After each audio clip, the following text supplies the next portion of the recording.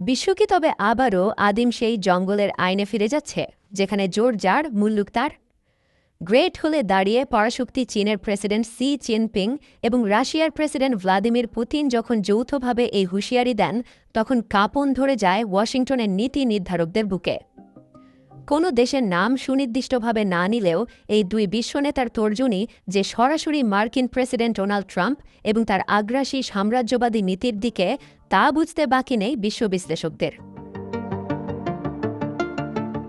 মাত্র ৬ দিন আগের কথা, বেইজিংয়ের এই একই হলে চীনের প্রেসিডেন্ট সি জিনপিংয়ের সাথে ২ ঘণ্টারও বেশি সময় রুদ্ধদ্বার বৈঠক করেছিলেন মার্কিন প্রেসিডেন্ট ডোনাল্ড ট্রাম্প। কিন্তু ট্রাম্পের সেই সফরের রেশ কাটতে না কাটতেই বেইজিংয়ে পা রাখেন তার সবচেয়ে বড় প্রতিদ্বন্দ্বী ভ্লাদিমির পুতিন। এটি ছিল পুতিনের ২৫তম চীন সফর।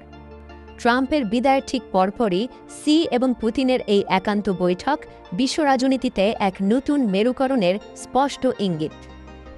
বৈঠক শেষে সি জিনপিং এই আলোচনাকে গভীর ও ফলপ্রসূ বলে উল্লেখ করেন, আর পুতিন এই সম্পর্ককে আধুনিক বিশ্বের আন্তঃরাষ্ট্রীয় সম্পর্কের মডেল হিসেবে ঘোষণা দেন।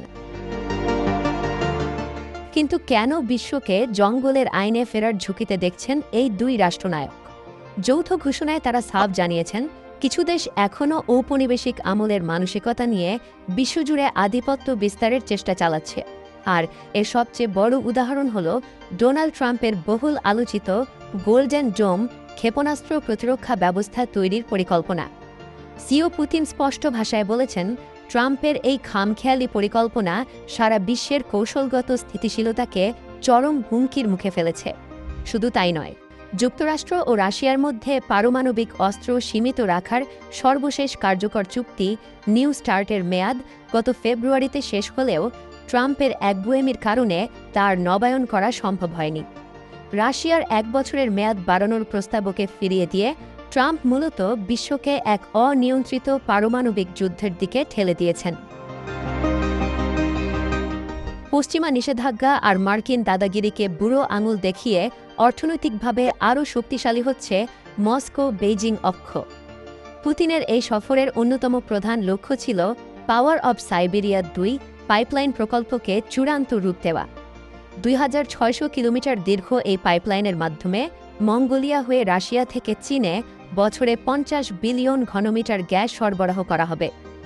মার্কিন নিষেধাজ্ঞা যখন রাশিয়ার অর্থনীতিকে পঙ্গু করতে ব্যর্থ হয়েছে, তখন চীনের এই জ্বালানি ও সম্পদের সংযোগ পশ্চিমা ব্লকের জন্য এক বিরাট বড় চপেটাঘাত। সি জিনপিং সরাসরি বলেছেন, জ্বালানি খাতের এই ব্যবস্থাপনাই হবে চীন রাশিয়া সম্পর্কের সবচেয়ে শক্তিশালী ভিত্তি। ডোনাল্ড ট্রাম্পের একপেশে নীতি আর মার্কিন সাম্রাজ্যবাদের দিন যে ফুরিয়ে আসছে, বেইজিংয়ের এই বৈঠক তারই প্রমাণ। ট্রাম্পের গোল্ডেন ডোম কিংবা পরমাণু চুক্তি থেকে সরে আসার অহংকারকে চূর্ণ করতেই এখন এককাট্টা চীন ও রাশিয়া। মার্কিন দাদাগিরি রুখে দিয়ে বিশ্বকে এই জঙ্গলের আইন থেকে রক্ষা করতে সি পুতিনের এই মহাজোট সফল হবে।